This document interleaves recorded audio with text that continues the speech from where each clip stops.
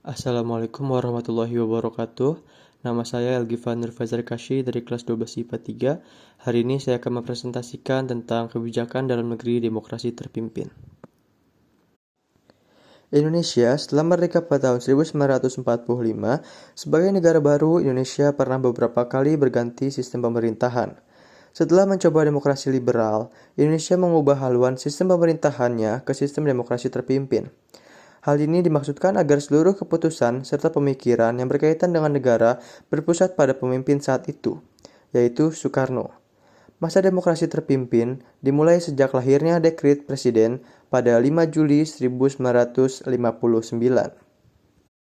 Kebijakan dalam negeri terdiri dari 9. Yang pertama, lewat sidang MPRS pada 1963, Soekarno ditetapkan sebagai presiden seumur hidup. Yang kedua, Soekarno membentuk MPRS dan DPAS yang dipilih langsung olehnya. Untuk DPAS, ketuanya adalah beliau. Yang ketiga, Presiden mengambil alih pimpinan tertinggi militer dan membentuk Komando Operasi Tertinggi atau KOTI. Yang keempat, Presiden membentuk DPR GR pada 25 Juni 1960, setelah DPR sebelumnya menolak RAPBN. Yang kelima, Partai Masyumi dan PSI dibubarkan karena pimpinannya terlibat dalam pemberontakan PRRI atau Permesta. Yang keenam, menerapkan paham Nasakom atau nasionalisme, agama, dan komunis. Yang ketujuh, pidato penemuan kembali revolusi kita dijadikan garis-garis besar haluan negara atau GBHN. Yang kedelapan, dibentuk Front Nasional sebagai satu-satunya organisasi yang memperjuangkan cita-cita proklamasi dan Undang-Undang Dasar 1945. Dan yang terakhir, yang 9, lembaga tertinggi negara yaitu MPRS, DPR GR, DPA, Depernas, dan Front Nasional. Kondisi politik.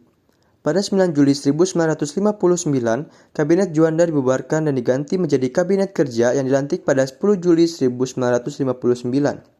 Kabinet ini memiliki program kerja yang disebut Tri-Program yang meliputi: yang pertama, masalah-masalah sandang dan pangan; yang kedua, keamanan dalam negeri; dan ketiga, yaitu pengembalian Irian Barat.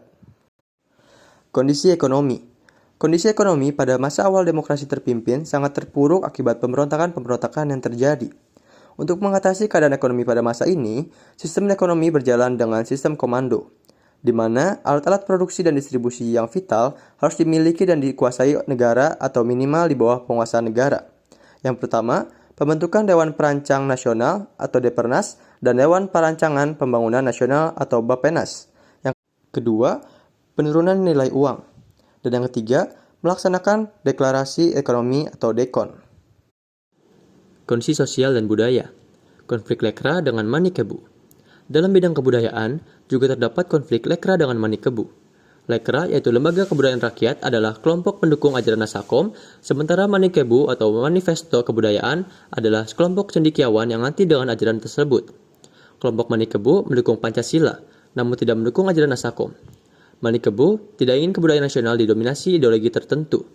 Manikebu kemudian dilarang oleh pemerintah Republik Indonesia karena dianggap menunjukkan sikap ragu-ragu terhadap revolusi. Tokoh-tokoh dalam Manikebu antara lain yaitu H.B. Jassin dan Taufik Ismail. Segitu saja yang bisa saya sampaikan. Kurang lebihnya mohon maaf. Terima kasih. Wassalamualaikum warahmatullahi wabarakatuh.